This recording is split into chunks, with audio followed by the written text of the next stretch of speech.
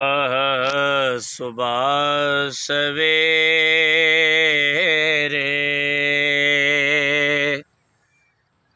कालिए कोयले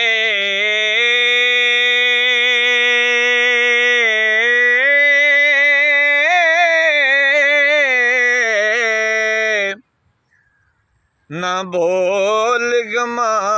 दी बोले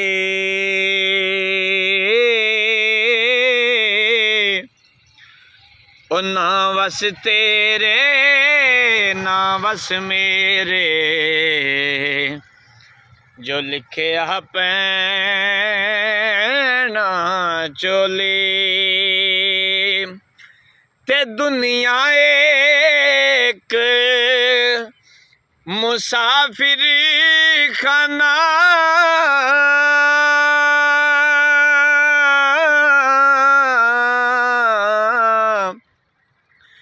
ते कोई आवे कोई जावे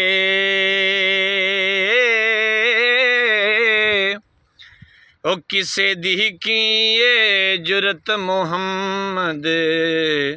हते पक्के डेरे लावे ते दानशमंद नो ये सप नहीं लड़दा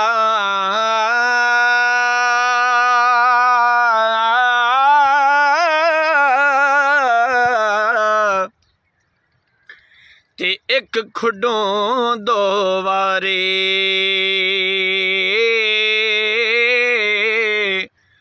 ओ मुड़ मुड़ धोखे खान मुहम्मद हते मत जिलना दी मारी ते ना रोवो अखियो एक कर्मा सड़ियो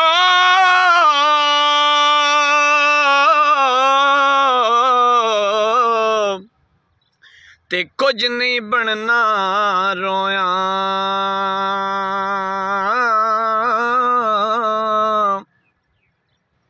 ना रोवो अखियो कर्मा सड़ियो ते कुछ नहीं बनना रोया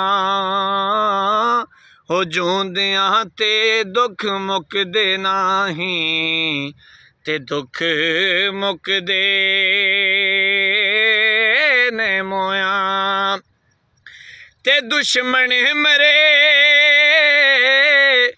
ते खुशी ना करिए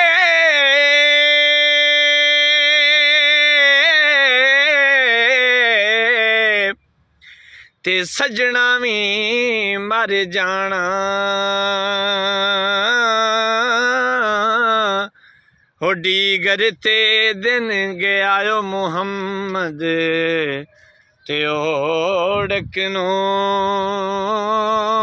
डूब जाना ते लै ओ यार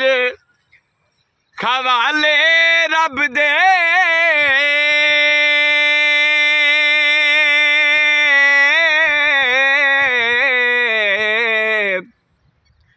ते पई खमेश जुदाई रोवण फुल मुहम्मद बख्शा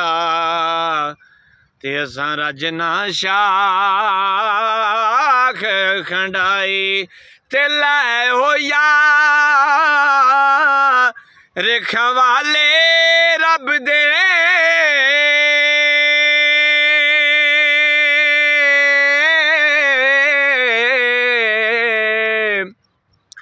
ते मिल लै जांदी वारी ओ इस मिलने नो याद करे सैं तेरो सैं उम्रां सारी ते लै ओ यार खवाले रब दे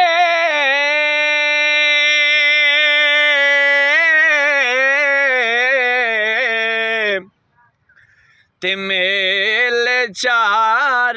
दिनां दे होए उस दिन ईद मुबारक हो सी ते जिस दिन फिर मिलां दे। अस्सलाम वालेकुम सारे दोस्तों भरावां नूं, की हाल है? ठीक ठाक हो? तुहाडे सामने मियाँ साहब का कलाम पेश किया है, इनू ज़्यादा तो ज़्यादा शेयर करो। अज असी इंज ही सुबह सुबह सैर सपाटे ते निकले हैं, सियालकोट जिले दे विच आए हैं ते तुहाडी खिदमत च हाज़र होए हैं। ते एक शेर मोहम्मद शफी दा मैं अर्ज करके ते इंशाअल्लाह जावत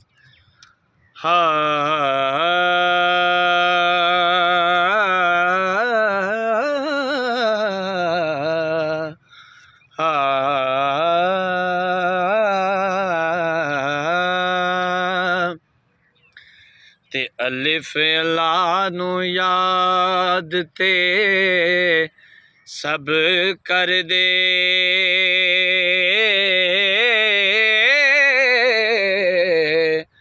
ओनू लब लैना विरले जान दे नी, तन मन जो दन कुर्बान कर दे, ते ओह बुकलों यार पछाण देनी, ते मुल्ला विच मसीत दे हिलैन तरले, ते आशक कर बैठे मौजा मान देनी, मुहम्मद शफीओ शाह रग थी खैनेड़े, ते आपे दसदा विच कुरान देनी। तमाम दोस्तों मेरी तरफों अस्सलाम वालेकुम। अस्सलाम वालेकुम दोस्तों, इस वीडियो को लाइक और शेयर करो और प्लीज़ कमेंट्स करना। बहुत शुक्रिया जी।